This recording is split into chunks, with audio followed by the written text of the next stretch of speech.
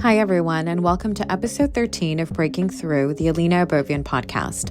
I'm so excited to have Ani Lalazarian as this week's guest. Ani is an energy alchemist who has spent the last 15 years working with shamans and immersing herself in the wisdom of ancient healing traditions. Through her own healing journey, she has curated the most powerful tools that transformed her life, weaving them into a unique modality that blends energy healing, deep meditative states, and breathwork. Ani's work is a bridge between the mystical and the practical, guiding others to unlock their innate power and heal from within. In this episode, Ani talks about how trauma can stay trapped in the body. We also talk about how to identify what area in your life you might need healing in and what is the first step. Ani Lalazarian, welcome to Breaking Through. Thank you so much. We've been talking about this for months. Yes. I'm so excited. And you know, it's funny. We did this breathing exercise just now, you and I, to drop into the episode. And I genuinely feel my energy drop in because that's how good you are. Oh, thank you. But that's how simple it is. Mm-hmm. Honestly, it's within that minute, right? You felt such a shift happen. I felt something come over me really quickly and then a shift. Yeah. Well, thank you. I'm glad that resonated with you. Of course. So before we jump into the episode, can you talk about what you do, a little bit about your background so that people can understand the context? Yes. So I'm an energy healer, and I never thought I would be an energy healer. In my past life, I was a fashion designer, and through my traumas in life and a lot of my limiting beliefs that I've been holding throughout my life, it led me to the path of healing. And as I discovered that healing, what was interesting is it was like this Pandora's box that opened for me. Mm-hmm. And I dove so deep in, and I knew this was for me because the amount of healing I received from even one session that I got with a shaman that I was working with was so immense. It felt like 10 years of therapy. And I went deeper into it. I did all the workshops, all the certifications, but everything was for me. Everything was for my healing journey.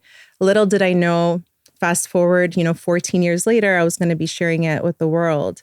So I started working with some really incredible shamans that I'm blessed to have worked with. Mm-hmm. And I received my training for many years with them and got my background and did the work on myself. And I'm like, well, if this works for me, then this could work for other people. So I'm here sharing it now.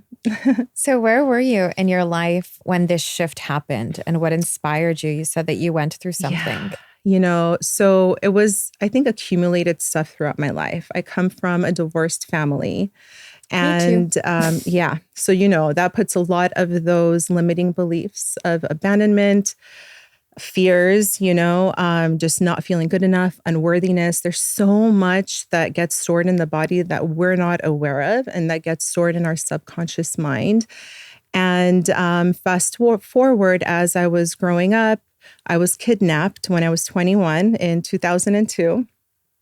So I had my first experience during that kidnapping, and as much as fear as I felt. Gosh. So I was followed for a few months, and they kidnapped me for ransom. And I think that really made me feel even more unworthy because it's like they put a price on me. Like, how can you put a price on life? And a person. And I honestly was very close to death. I was threatened many times that they were going to kill me, and I believed that they were going to kill me. So how long were you captive? It was 24 hours, almost 24 hours. Wow.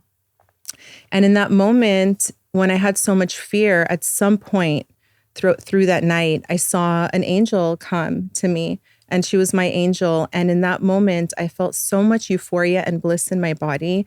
I started to smile. I'm like, if anybody saw me smiling right now, they would think I'm crazy. But it was this euphoric love. And it made me feel, and she gave me a message. And she said, you're going to be okay. She took my hand and I left with her. And it was such a powerful moment for me. So when I came out of the kidnapping, I was on this soul quest almost, just realizing that there's more, and I just didn't have the right tools at the time. So it was this gradual just unfolding that's taking me closer to the spiritual path that I'm supposed to be on. Fast forward 8 years later, is when I met my first shaman. And after a really awful breakup, I started doing the healing work with her. When we say healing, I find that now compared to when you went through your journey, assuming 20 years ago, let's say roughly, right? It wasn't as mainstream. It wasn't really part of the zeitgeist in the same way. It wasn't as readily available information on social media, books that you can find, or even just Google, right? So what is healing specifically, like when you talk about it in this context? Wow. So healing, there's layers to it, and there's setbacks to healing too. There's a lot of setbacks. It's like 2 steps forward and 1 step back. And I'm sure you might have experienced that as well. But for me, healing is not only healing from your traumas, because there are people that tell me, well, I don't have any traumas, but it's also healing from those limiting beliefs, because we live in a society that it's ingrained in us. Especially in our culture. Definitely. Yes, you're right. And it's there. And most of the time it can be a block. You might feel stuck, like what's not allowing me to move forward? So healing is being able to move through these things and clear these things so you can essentially step into your authentic self and feel comfortable and safe in your body again and in your own skin, And we're always so concerned about how other people see us. At the end of the day, it's how we see ourselves that matter, right? So there's so much depth that comes with healing.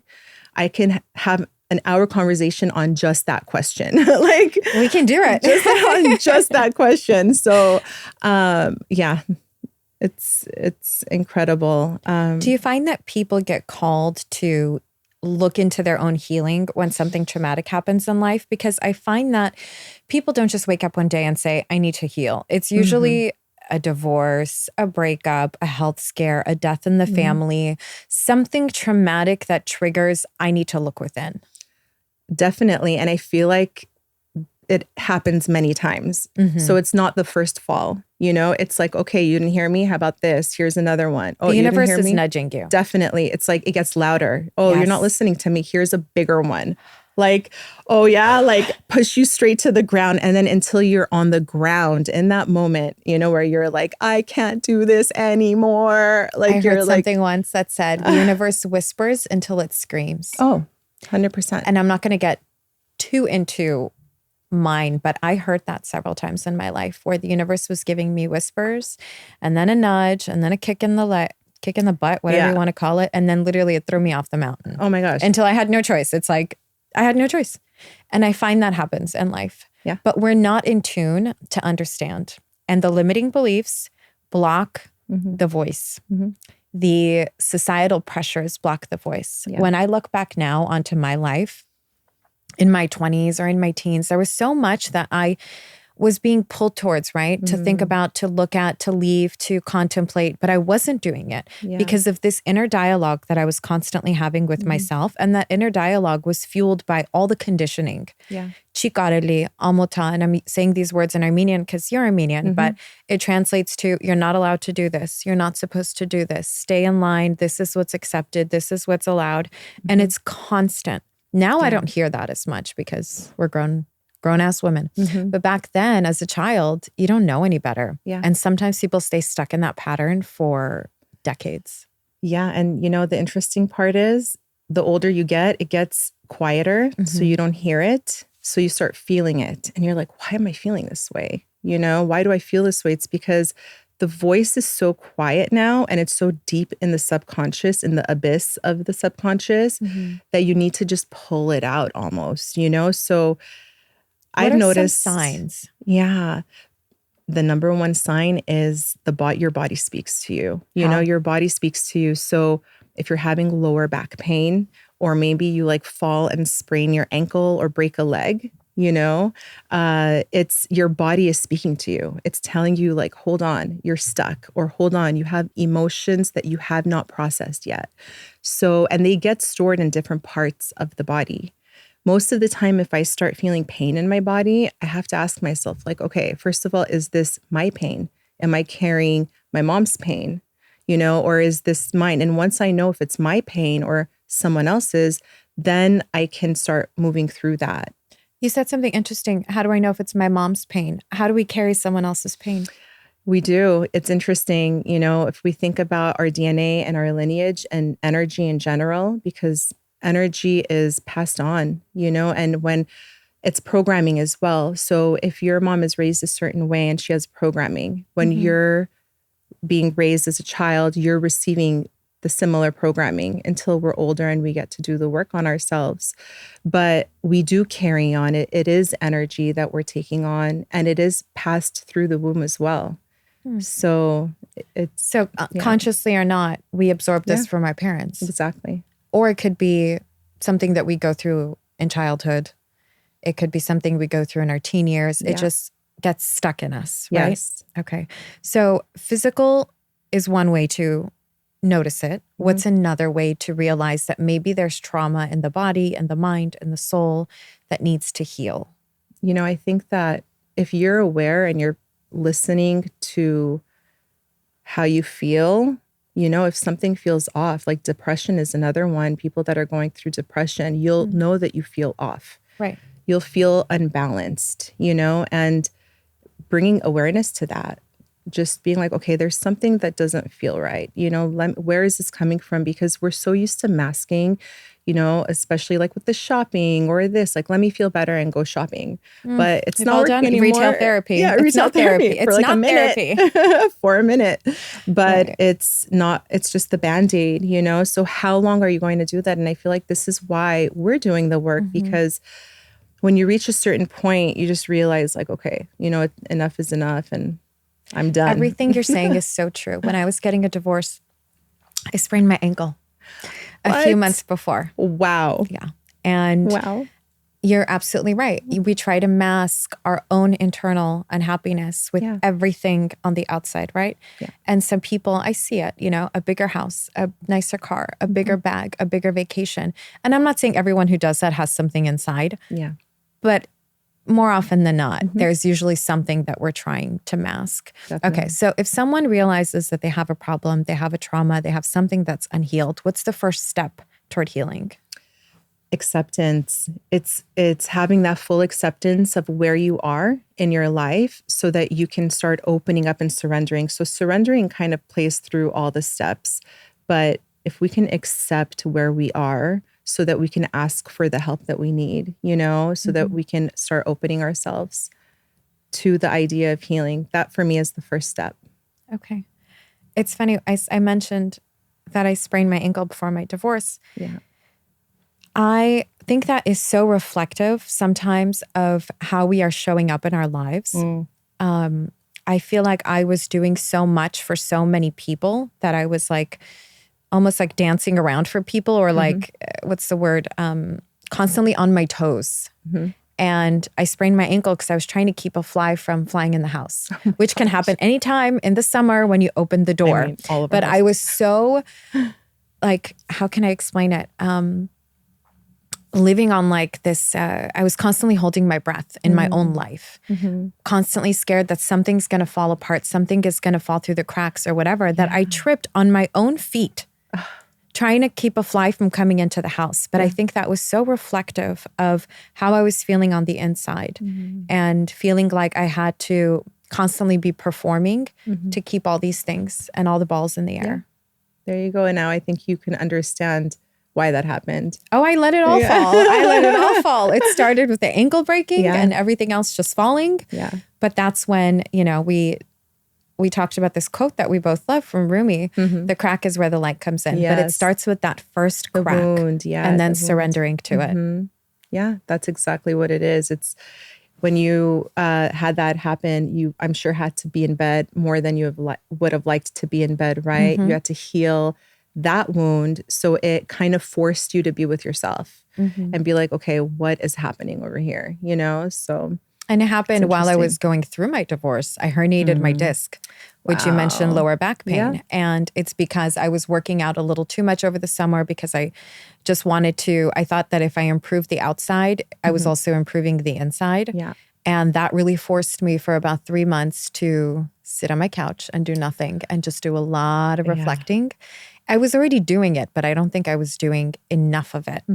And it's amazing how you say our body makes us sit down. Because when we're still, that's when we're able to surrender. Yeah, and the lower back is unresolved emotions of that security being pulled out from under your feet, you know? So that's probably what you were feeling in that moment in your life. What are some steps to healing? So the second one for me would be trust is such a big one.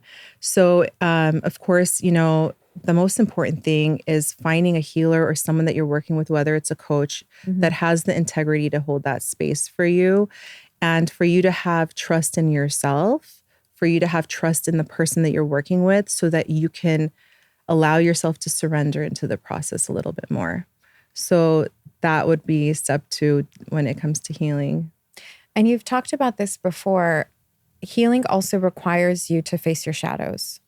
Oh, it's the biggest part of it. How do you face your shadows? How do you even know you have a shadow?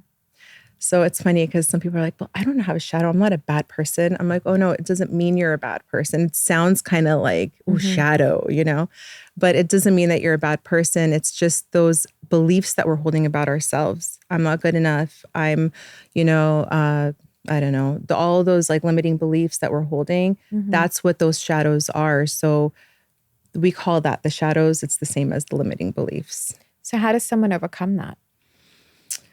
So, you know, meditation and breathwork have been such powerful tools in my life, and that's what's helped me heal from it. So I would say giving yourself the space that you need, getting into meditation so that you can start observing yourself a little bit more on a deeper level, and using breathwork as a tool to break up that energy and to just bring it right out of you. What does meditation do? I post a lot about meditation, and the number one question I always get asked, how do you meditate? What do you do to even tap into that? So for someone who has no idea, guide them through a meditation. So this is how I see meditation, and I've done so many different kinds. The first training I had was TM meditation, transcendental, and until I found the right one for me, like there's breathing meditation, but for me, it's really important to first get into the body, because you're not going to be able to meditate if you're not in your body first. So using the breath, it really allows you to come into your body and then to start bringing that focus inward to see what's going on. Where am I holding tension, and start breathing through that. Like when we did the heart breathing for a minute, we were bringing our focus into our heart, and we were breathing for a minute into the heart, and just having that subtle shift that you felt in that minute. There was a shift. It was like a warm energy that came in, and it was a childlike energy. Yeah. So for me, the first thing when you're getting into meditation is becoming your own observer. And then you start having those experiences like connecting with source energy, you know, having those maybe visions that you start seeing in colors. But especially if you're new to meditation, I would say just to be aware of yourself and just to sit with yourself for as long as you can. What came up for you as you were going through your healing journey, things that you had to face and overcome? Yeah. Wow. It's a big question, I know. The things that were coming up for me, there was a lot of pain. The first thing that I healed was my relationship with my dad. And that was a big one because of the past relationships that I was in. Particularly the one that I had gotten out of that was a bit toxic for me. And I was like, what am I doing? You know, what am I doing? I'm 30 years old. Like, why am I doing this to myself? Why don't I have self-value or self-worth? And it always went to the relationship with my dad. And it was so beautiful when I started healing that relationship with him and the conversations we had. And you can still heal a relationship with someone if they're not around, by the way. So if they're... How does someone do that? So, Because my dad doesn't live here. We have a good relationship. I mean, it's an okay relationship. But I will send him text messages sometimes. I'll say, Daddy, I love you and I forgive you. I just send it randomly sometimes. Yes. And he doesn't have to do anything for me to say that. I just forgive it because I want to release the energy. And it's made big shifts in my life. Just simply to say that. It's all intention. You know, there's the whole journaling, writing a letter to that person and not sending it to them. There's so much clearing and healing that happens in that.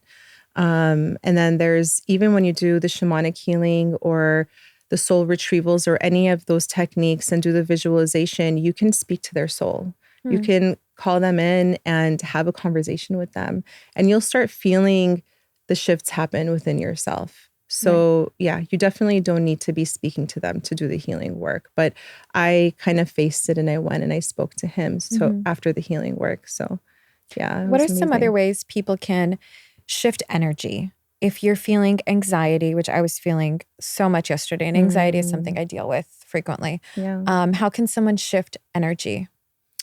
So anxiety is a big one. I have a lot of clients, especially around and after COVID, that would come in just high anxiety, and there's a lot of fear there. So I would like to go to the root of it first to see where it's coming from, because you can do the breath work and a lot of those things to manage, and to manage also the nervous system as well. But you can also go deeper into the anxiety and see where that fear is. So let's say my fear is, and I'm being totally honest here, I get anxious when I have a big day ahead of me, something that's required of my performance, right? Because it's what I do in many different aspects. And I get the anxiety of, am I going to be able to do it? Because if I can't, then I'm dropping the ball. Then I'm not going to be able to be the mother to my kids. I'm not going to be able to take care of them. And for me, that's where my anxiety really comes from, is when my autonomy comes into question. Yeah. Because that's my big thing. Yeah. Well, it sounds like you're putting a lot of pressure on yourself. I am. And I know that you've been working through, the trying not to have everything be so perfect, going back to the healing not being linear, sometimes we do have those setbacks, and catching those thoughts, like, no, my kids are safe. They're happy. I'm doing a great job.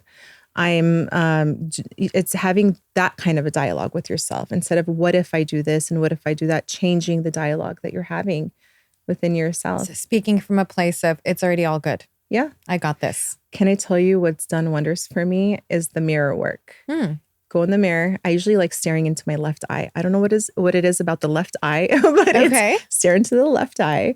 And it's funny because I got this download when I was doing my meditation one day. And they're like, go in the mirror and stare in your left eye. I'm like, this is so weird. So I stare with my right eye into my left. Try both. But I look crazy. There's something about the left. I'm gonna do it. No one's there. It's just you in the mirror. So no one's judging. I'm going to judge me. So there you go. That's something, you can talk to the mirror about. But it's saying those things that you want to hear and you need to hear. You're doing a great job. You got this. You're strong. You're beautiful. You're all those things you need to hear. And it may take a few minutes, and just stare so deeply. You almost go into a trance within yourself. And then this like immediate shift starts happening. What happens in that trance? I felt it at different stages and different things that I've done. What's the trance? Explain that. So I believe you're changing brain waves. You're going into like your brain waves are just changing. And when you're in that moment, that's where you're programming yourself as well.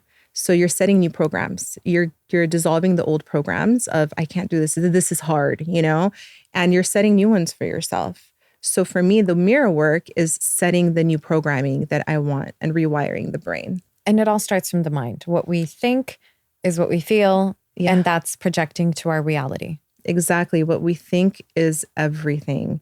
And that is creating how we feel. But what's interesting is we can reverse it. We can start allowing ourselves to feel, to change the way that we think. So it also goes in the reverse way. So if we start opening ourselves up to gratitude and just feel gratitude, and those moments where you do and you're like, oh, like your heart just feels like it's going to explode with so much love, then your brain starts to shift as well. So I think that's an important part of it.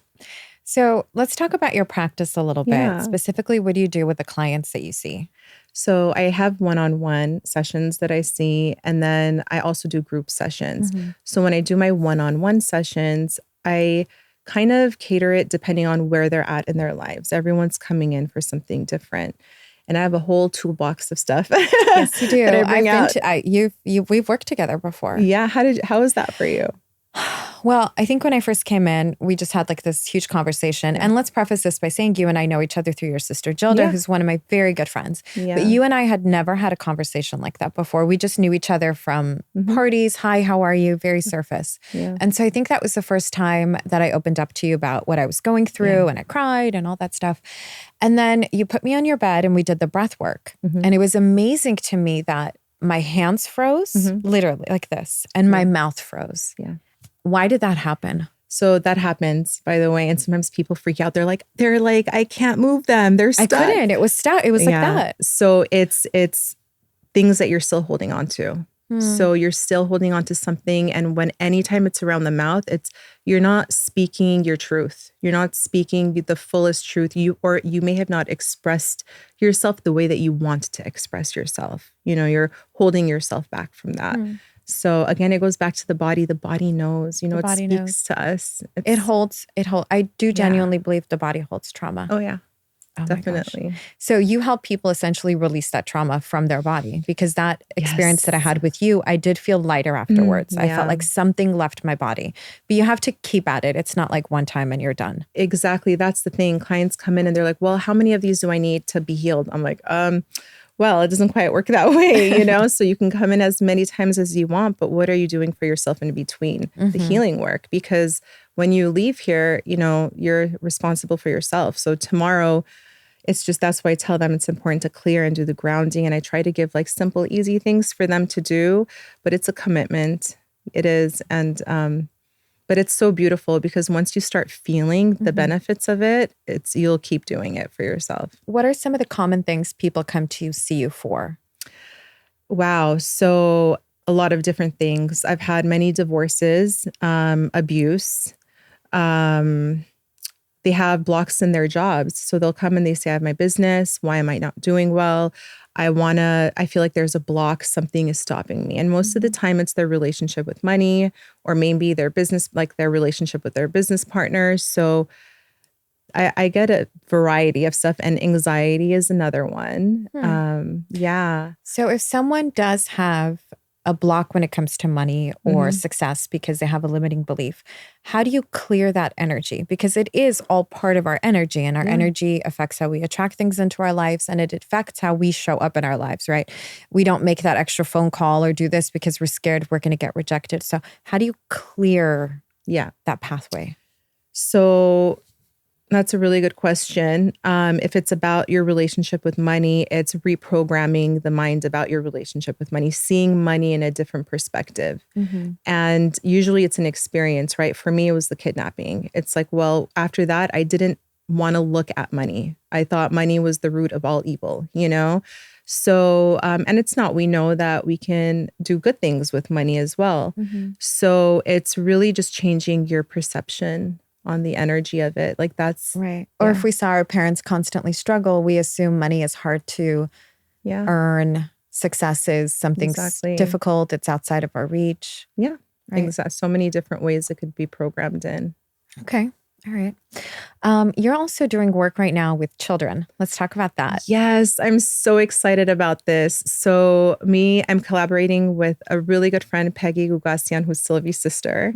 And she's incredible as well. And we got together and decided to do a children's program where the adults come to us and we do a lot of inner child work with adults, but why not work with the children? And absolutely. I have 7-year-old twins and I do some of this work with them, and of course it's lighter with kids and more interactive. So the program is called Build Your Super Self. I love that. Oh, thank you. It's super cute. We're excited. We already started. It's an after-school enrichment program, and we're starting with the Armenian schools. And the kids are amazing. They're so open to it. They're different breathing exercises, but we bring in fun things for them to use as they're breathing to make it a little bit more interactive for them.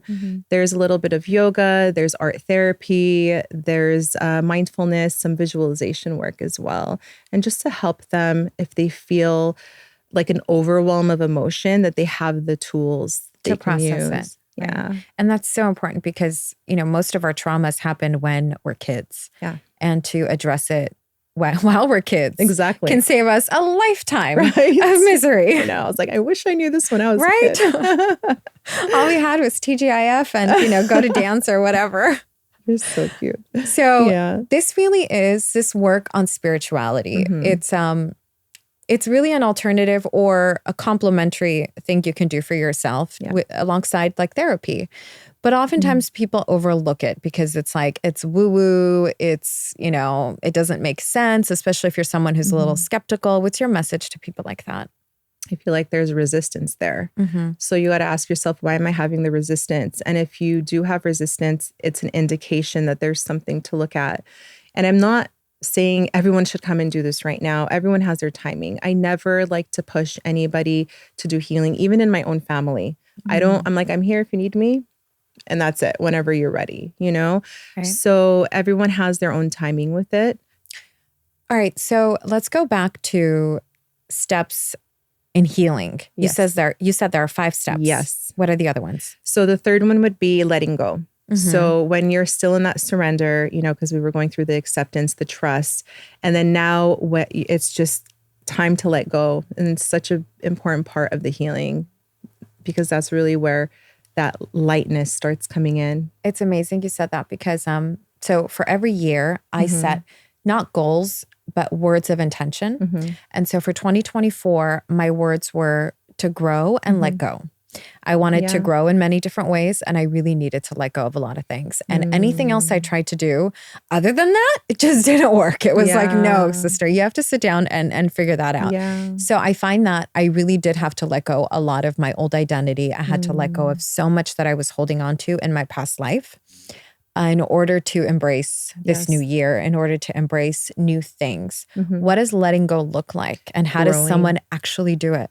So I feel like I want to really touch on what you said because I think it's very important for your listeners and your viewers to know that growing is a big part of it. So if you want to grow, you need to let go. That's why we're healing. We're healing because we want to grow. We want to be a better version of ourselves. Right. So I think that that's a really important point. But it's almost painful to let go because it's like the death of the old you. It's the death of your old identity. And I know it sounds harsh when I say the death because no one's dying here. It's a rebirth. It is a rebirth. But how does someone actually thoughtfully let go? What do you do to say that's not me anymore, to disassociate? So it's a process, it's about having that realization and acceptance and going through all the steps again. You got to have that acceptance and the trust, and it's a process for you. So it's not like that's it, I'm done, it's over with, I'm walking away from this. It's hard. Most of the time people don't want to look at that aspect of themselves. They don't want to dig that deep. That's why the resistance is there.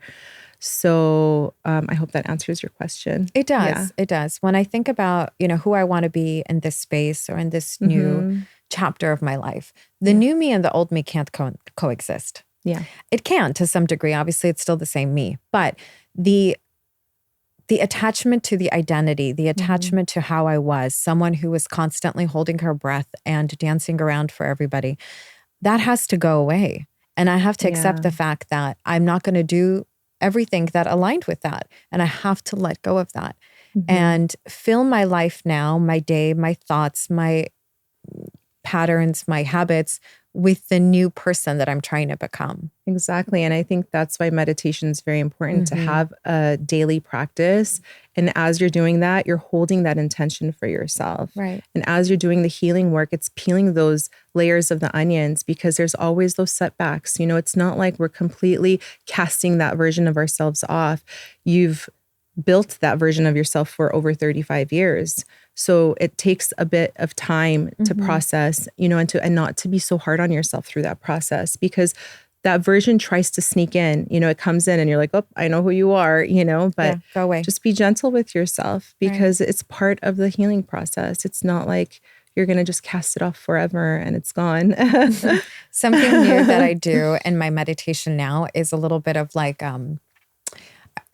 we can call it manifestation if you like, but it's more like seeing, like at the very end of it, I see the version of myself I want to be. And I visualize almost like how I want my day to go. I visualize how I want my life to be, what I want to attract. Yes. And it's like this nice little bow at the end of my meditation sessions. And it sets me on it because when you see what you want to be, you start taking aligned action. Yeah. Yeah. And I think that that's the key is if you're doing that and you're doing it regularly, you're going to become it, So, and then it's just waiting for that moment where you're like, oh, I'm 85% this, 25, and then that kind of becomes 100% eventually. Right. But I think that's a really important way of doing it. So what's the next step in the healing process? Okay, so the next one would be integration. So once you've let go and you're clearing of what needs to be let go in that moment, because it's not like you're going to let go of every single thing ever and that's it. Right. It's what needs to be let go in that moment in your life. The integration starts happening, which for me this is the beautiful part, and bringing in the new energy as you're talking about like this new version of yourself, right? Letting go of the old, bringing in the new. So allowing yourself to integrate with that energy. So beautiful. Yeah. You talked a lot about grounding. How does someone get grounded? So there's different meditations you can do. One way that I'm sure you already know and your listeners know about as well is nature. Is taking your feet off. Take your feet off. Take your feet off. Just take your feet off and rip your legs off. Yeah, just rip it off. Take your shoes off, barefoot, in nature. Like I love doing that at least 5 to 10 minutes every day. But also you can do grounding meditations. You can just feel yourself as this beautiful, strong tree. And there's different ways of doing it. But I hike a lot. And for me, when I was going through my spiritual journey, I was craving to hike all the time because for some reason, just being outside and I just felt like this connection, right? It's like my soul was running out of me. And that was the only way that I felt like I could actually embrace it and catch it. Yeah. Well, you know what? The trees, they're majestic. I could feel their energy. It's so palpable. So we get such a healing from them. I feel like it's nature's medicine. Right. Yeah. So one of the ways that you mentioned when someone feels like they might need to go on a healing journey is when they feel unfulfilled. Yes. I think there are a lot of people who are very unfulfilled in their lives and they don't know what to do about it. Oh, it's a big one. It's because we've been living our lives as someone else. We've been living it as what society has told us to do, like go to school, get married, have kids, which there's nothing wrong with any of those things, but our life has been just planned out for us. So we just start feeling like, wait, there's something missing.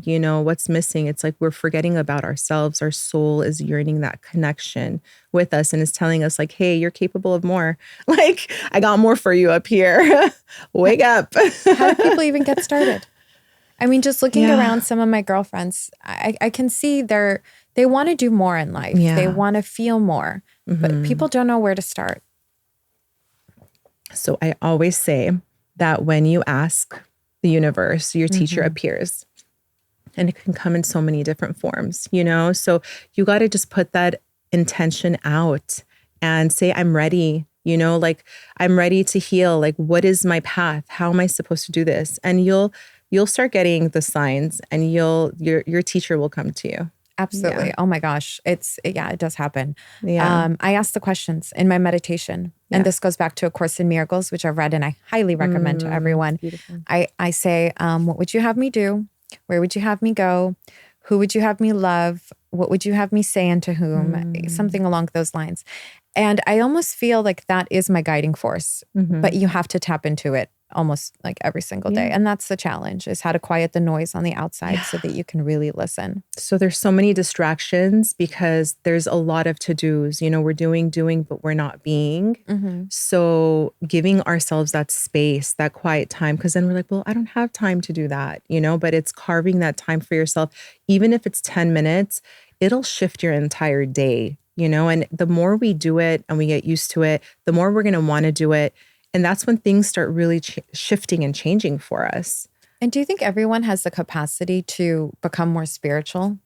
Because I look at some people in my life, I don't know if they really want to go there. But do you think as human beings, we are all born with that ability? Definitely, I think we're born with the ability, but it's also free will. It's their choice and it's their soul's signature that they came in. Their soul may come in and be like, I'm good. I'm not doing it in this lifetime, you know? So it really depends what's going on with that person. But I've come across a lot of them, and everyone also has their own timing. You know, you can't force anybody into it. But I think capability wise, yes, of course. You hear those life, what is it? The NDE experiences, the near death experiences, right?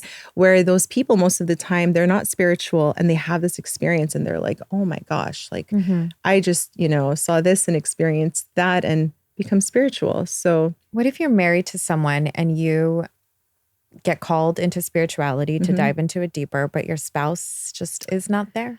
Yeah. You know, my husband's a lawyer. So I can relate to that. He's, you know, incredible man, but, you know, we're a little bit different in that way. And I feel like there's a balance and accepting each other for our differences. I think that's a big one. Okay. Like, okay, I know you're not into this, or I know you're into this, but I respect you. And as long as you're happy, you know, then there's that agreement. What's next for you in your spiritual journey? Wow. So there's so many amazing things that we want to do. I know we were talking about doing our monthly meditations together. Yes. And then there's the children's program, the healing work that I'm doing with clients, and the group healings that I'm doing. I would like to expand on that a little bit more. So there's some stuff that I'm cooking up in the kitchen, but I'm excited. Yeah. I want to know a little bit about chakras. Yes. And what are our chakras? What does each chakra mean? And how do we go about healing our chakras? So we always talk about the 7 main chakras. There's a lot more than that. You know, we have a lot of them. I can even go through 20 of them with you, but that'll be a very long podcast. 7 will do. Keep it at the 7. So, you know, there's the root chakra that is at the base of the spine, and each one has their own colors. It's red. And they each have their own glandular system that they're either, you know, connected to in meridian points. They're known to be, in Sanskrit, it's that energy wheel that is within our system. So it's also connected very much to our emotions and what needs to be cleared. Like the first chakra is security, sense of security. So if you feel like you have a lot of fear for sense of security, you want to work on that and ground through the first chakra. That is definitely one of mine. So what can I do to work through my first chakra? So you want to put the intention of clearing and balancing it, breathing into it. You can imagine that wheel kind of spinning as you're breathing into it. I always like to visualize this cord that's coming out from the first chakra and going into the earth. So it starts giving me that sense of grounding. Okay. Yeah. How do people apply their healing into the real world? Because we're in this beautiful space now, we're talking, everything sounds lovely. But how do we wake up tomorrow morning and apply it to our day-to-day lives, which I'm sorry to say, the world does not work this way. Yeah. So how do we incorporate reality with spirituality? So that's why I love the heart math stuff and heart breathing, because it's really easy. It's like a minute before breathing, a minute before a meeting, you do your breathing. You know, a minute before our podcast today, we did the breathing. So there are these subtle things that we can do throughout the day. Like you're going to drive in traffic, you can do the breathing while you're driving, or just trying to enrich your soul. Ask your soul, what do you need? Maybe you want to hear like a self-help podcast or read a book or something that's just enriching your soul, or an audiobook or something that's going to help you. For me, it's constantly getting into the flow state because I find I am the best version of myself and everything in my life just comes to fruition when I'm in a flow state. And meditation helps me get into a flow state, but also embracing the tough moments. For example, I said yesterday I had a tough day. I was feeling anxiety. I always feel my anxiety comes up when I'm going to have a good day the next day. It's almost like the level up is coming. The next chapter is coming. The next thing is coming, right? The next blessing, the next miracle, whatever you want to call it. But the day before, the hour before, whatever it is, something negative will come up and it's almost a test to my free will.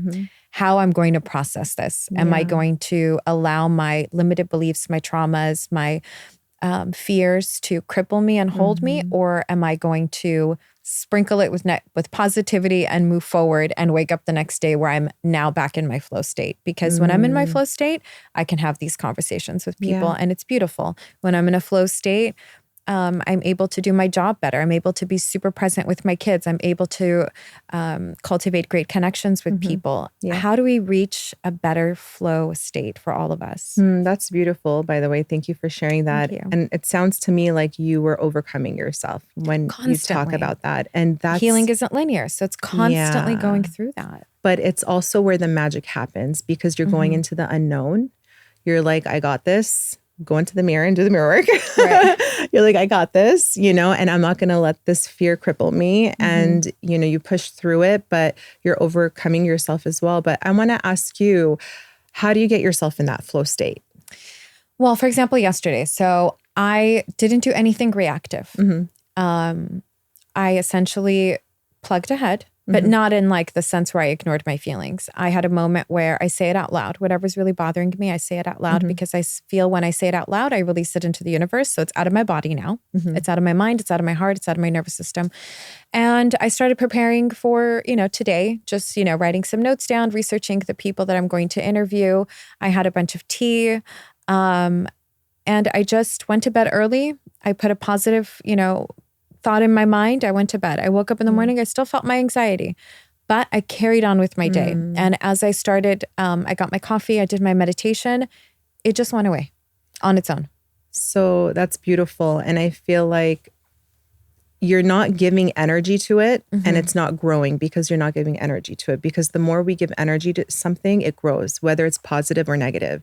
So the fact that you're not feeding into it, you were managing it, and you did such a beautiful job. Thank you. And I think that goes back to what you were saying about letting go. Yeah. We're letting go of the negativity and by not feeding into it. So, if I'm someone who has anxiety, let's say 50% of the time, the more I work through not giving it energy, the 50% shrinks to 45, 35, 25 until it's less and less and less. Exactly. But it's that consistent self-awareness and practice that we have to cultivate.